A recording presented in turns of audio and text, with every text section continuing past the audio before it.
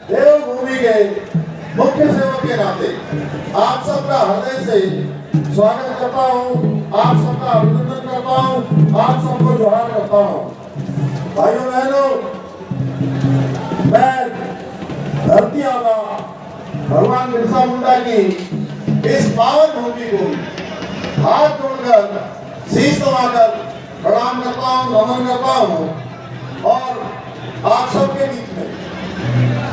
इस लोकसभा से फिर से आदरणीय प्रधानमंत्री मोदी जी के नेतृत्व में जिनको आप सबकी सेवा के लिए भारतीय जनता पार्टी के केंद्रीय नेतृत्व ने प्रत्याशी बनाकर भेजा है,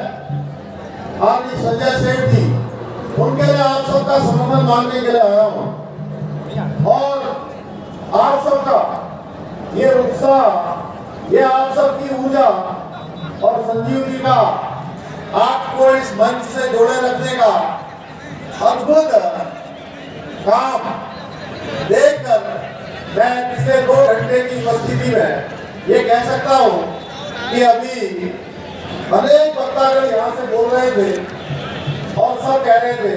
कि इस बार ऐतिहासिक जीत होने वाली है। मेरे मन में कोई संदेह नहीं है कि संजय जी इस बार पिछले चुनाव के मुकाबले कहीं अधिक वोटों से जीतने वाले हैं, आप सबके सांसद बनने वाले हैं और आज ही पिछला रिकॉर्ड तोड़ने वाले हैं। भाइयों बहनों,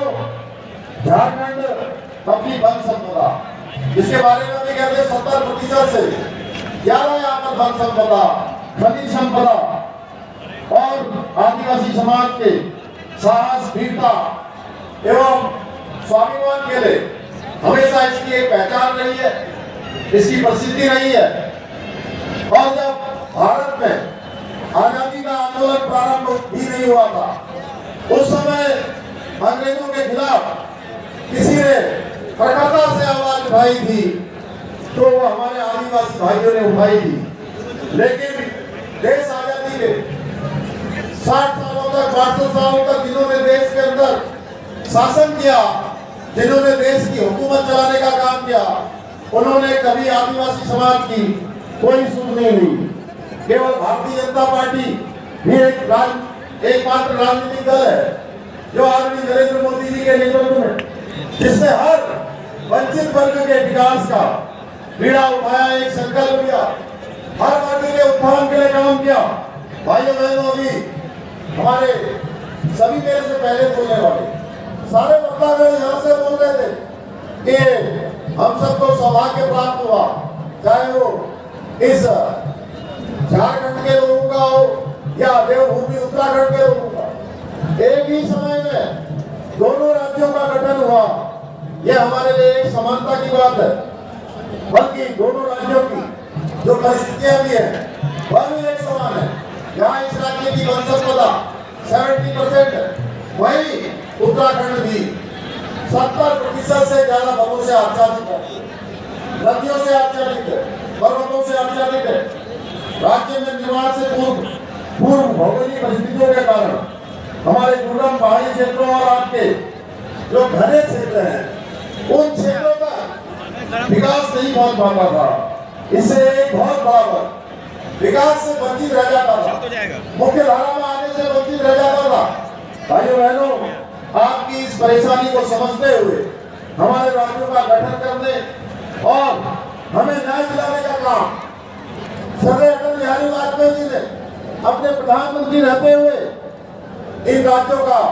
गठन किया था, इन राज्यों की स्थापना हुई थी और आदरणीय प्रधानमंत्री नरेंद्र मोदी जी के नेतृत्व में आदिवासी समाज का मान, सम्मान और स्वाभिमान बढ़ाने का काम तेजी से देश के अंदर हो रहा है। हमें गर्व है कि भाइयों बहनों, एक आदिवासी समाज में पैदा हुई, आज एक सामान्य परिवार में पैदा हुई देश की प्रथम नागरिक आदरणीय द्रौपदी मुर्मू जी भारत की पहली आदिवासी महिला राष्ट्रपति है। और ये पूर्व के समय में संभव नहीं होता था। भाइयों बहनों, पूर्व के समय में ऐसे पदों पर अगर चयन होता था, मनोनयन होता था तो कितना होता था। ये प्रश्न केवल मेरा नहीं है, ये प्रश्न मैं कर रहा हूँ, या मंच पर बैठे हुए लोग कर रहे हैं। भाइयों बहनों, ये प्रश्न देश के हर एक व्यक्ति का है कि एक